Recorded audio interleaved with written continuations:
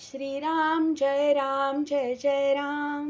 श्री अनंतकोटी ब्रह्मांड नायक राजाधिराज सच्चिदानंद सद्गुरु श्री ब्रह्मचैतन्य महाराज की जय.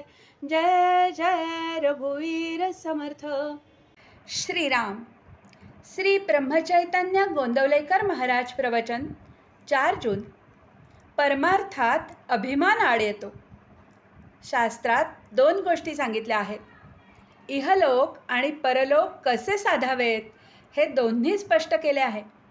परंतु आपण प्रपंच तडीचा आणि परमार्थ सवडीचा मानतो. या दोन्ही गोष्टीत जाणत्याची संगत लागते. परलोक साधून देणाऱ्याला सद्गुरू म्हणतात.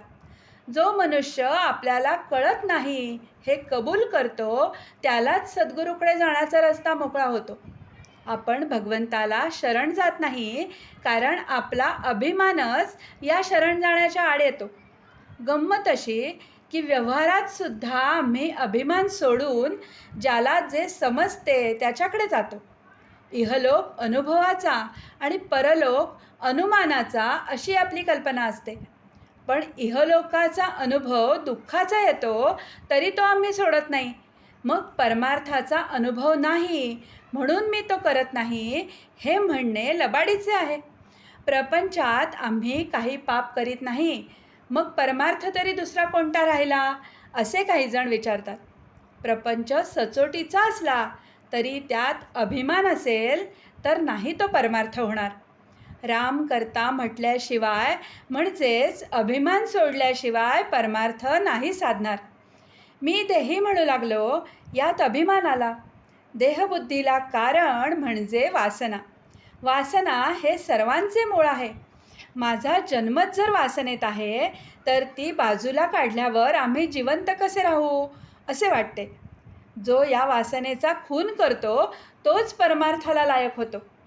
अंती जी मती ती जन्माला कारण होते. हे सगळे ज्ञानाचे बोलणे झाले. पण प्रचितीने हे सर्व जाणावे. बायको पोरांचा त्रास होतो, मन एकाग्र होत नाही म्हणून बुवा झाला, मठ केला. लोक येऊ लागले, त्यांना जेवायला घालण्याकरिता भिक्षा मागू लागला. पण भगवंत सर्वांना खायला घालतो हे विसरला.